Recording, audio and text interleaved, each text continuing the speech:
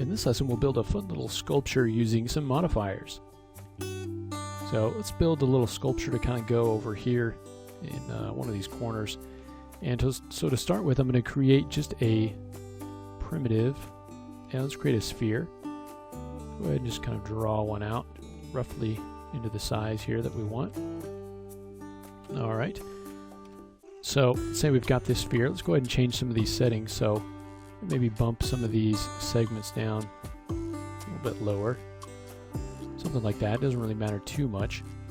So the next thing that I want to do is go ahead and actually cut off part of this. So one of the things that we can do is to actually use this hemisphere setting. Okay, you can see how that's cutting that off all the way down here. So you could do something like that if you wanted to, okay? Or you could just come in and delete those, which is, I think, what I'm going to go ahead and do. I'm going to convert that to an editable poly. Make sure I got the sphere selected.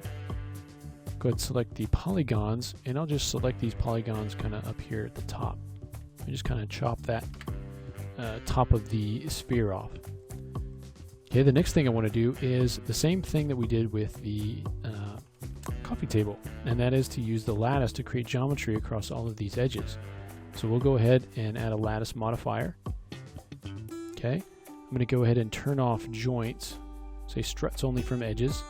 Go ahead and dial the size of the struts down a bit. Okay, so maybe, I don't know, 8/32 or something like that. We want to go ahead and add number of sides, so I'll make this a little bit more round. We'll smooth that. I also want to add some segments along here this time. So I'll go ahead and add a few segments in here because we're going to be deforming this. Okay, so this is what we've got here, kind of a little basket, wire basket looking thing. The next thing we're going to do is really rough this up, okay? So we're going to add another modifier on top of this, and this is going to be a noise modifier. So I'll go ahead and add the noise on top of this. And now what we can do is kind of change the strength of this noise. So we can dial the strength up, and you can kind of see something happening in there. So we kind of dial this up in the X, and dial that up along the Y, along the Z, okay? We can also change the scale. So if we dial that down to 50, you can see we get a little bit tighter look there. Take that scale way down, and you get something like that. So it's really kind of cool. You can turn on fractal, and that gives you something that's really kind of wild. Okay, maybe turn up the scale on that. Okay, and it gives you something really strange. Okay, and you can change the roughness here, so you can make it really rough. Take down the roughness. You can change the iterations. Okay, you can change the strength. So maybe we want to dial the strength down here. Okay, maybe pull that back in so it's not quite so exaggerated. Okay, and that'll give you something like that, which is kind of cool for the amount of time we spent on it. Just kind of a deformed little cage going on there. You can go ahead and grab this and go to scale and just hold down shift, and I'll go ahead and scale in a copy of that. You go ahead and just select the whole thing here. I'll go ahead and hold down scale, make a copy of that, and just drag that inside. So you've got this sort of other one here. We can go ahead and group those together if we want to. Make a group, call that sculpture. Let's go ahead and kind of move this into position here. And you can feel free to kind of play around with the settings. That's half the fun of doing that, is just kind of getting something cool looking. Alright, so I'll go ahead and I'll just kind of set that down on the shelf there. And you could leave that how it is if you want to. I'm going to go ahead and plop a sphere down inside there. Okay, we'll go ahead and create a sphere. Move this up and kind of drop it inside the little cage there. Kind of looks like a little nest or something. And we'll just kind of scale this down.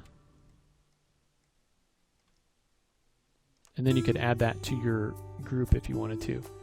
And then I'll go ahead and copy this over here just to create this kind of little accent on this side. On this one, I'll go ahead and chop off the bottom a little bit and just set it down on the table. I can go ahead and select that. Go ahead and set that down. And copy another one and just kind of scale this down as well. Just as kind of little accent pieces to this little nest looking thing. And this thing, we can go ahead and open the group, select this, and we can attach it to this group here.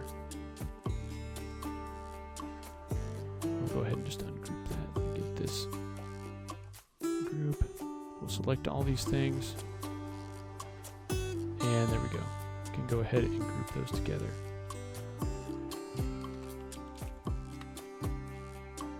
Okay, and we'll go ahead and close that. And now it's kind of one piece there. Okay, so just kind of an interesting little way. It may not be useful for too many things, but it's really neat, and you can get some nice results very, very quickly just using some modifiers. And the flexibility that you get from working with modifiers just adds all the more to being able to do that. So go ahead and create a standard primitive, and let's bring in our friend the teapot, which we haven't had a chance to use yet. So I'm going to go ahead and just drag the teapot out here and kind of off by its own. Okay, I'm going to go ahead and raise the number of segments, okay, a little bit higher. And so now let's say we want to create some artwork based on this teapot, and what we can do is use a section spline here. So I'm going to go into the front view, and I'm going to create a shape, a spline, and a section. And what I want to do is drag out a plane here. So you can see how that's been created there. I'm going to go ahead and drag this forward. And the idea with this plane is that wherever it intersects geometry, it's going to create a spline. So you can see even as I drag it along that wall, it's wanting to create splines there. So if I go ahead and drag this forward until it intersects the teapot, we're going to have the opportunity to create splines anywhere that this penetrates into the teapot. Okay, so if I make sure that it kind of encompasses the whole teapot, you can see the kind of yellow line there that tells us that that is where that plane is now intersecting that geometry. You can do this with any kind of geometry that we may have in our scene here. But I'm going to use the teapot. So let's go ahead and start by extracting some shapes here. So let's start kind of right here at the largest part with the spout and everything. So we'll go into modify, and with the section spline selected, we have the ability to create shape. So at any point along here, we can create shape and it'll create a new spline. So we'll say create shape, and we can call this T1, and we'll move this forward a little bit. Call this T2, and we can go on down the line. We'll just go down and make a few more of these, and come down here, and maybe we'll do one of right here. Let's see, that will be 1, 2, 3, 4, I think, and then maybe one more.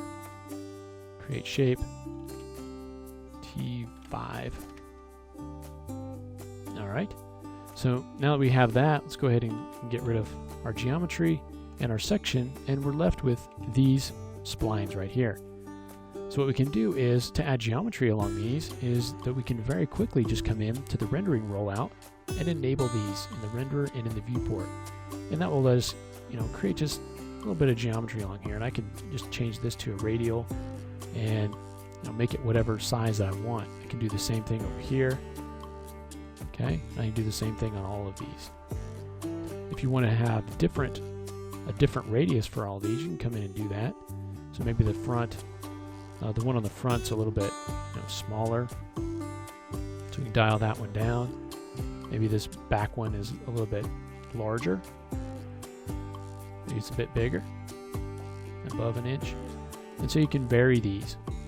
And now what I'm going to do is just create kind of an impression of this teapot just by kind of pulling these close together, and I'll just offset it a little bit.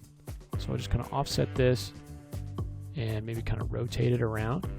Let's grab this one, move it back here, and maybe offset it in this way, and maybe rotate it. And then we'll do the same thing here. Just kind of offset this. And maybe this needs to attach somewhere, so maybe it's going to be kind of over here on this side. Something like that. And then maybe this one, I'm going to bring it up here, something like that. So just kind of give the impression, so it's not really floating. It looks like it all could be connected, and you get the, you know, the distinct impression of a teapot. So we can grab all of these pieces, go ahead and group those together, call that teapot art. And now let's go ahead and stick that onto our wall there. So go ahead and bring that over, rotate that around a bit. And we're not going to move our wall. So I'm going to go ahead and move that up against the wall there. And rotate it just a little bit more so it's nice and tight against the wall. And then we can go ahead and, if you want to rotate this a little bit, we can do that. And there, you can see we very quickly just created some interesting wall art just using a section spline. We were able to extract splines from an actual shape, in this case a teapot, but you can use whatever geometry you like to use for that. Just creates kind of an interesting effect there. Alright, so now that we've got that out of the way, let's go ahead and in the next lesson work on a little kind of a sculptural piece that's going to go up here on our shelf. And to do that, we'll use the lattice that we used before. We'll use a couple of new modifiers as well and create just kind of an interesting shape. Alright, so we'll go ahead and do that in the next lesson.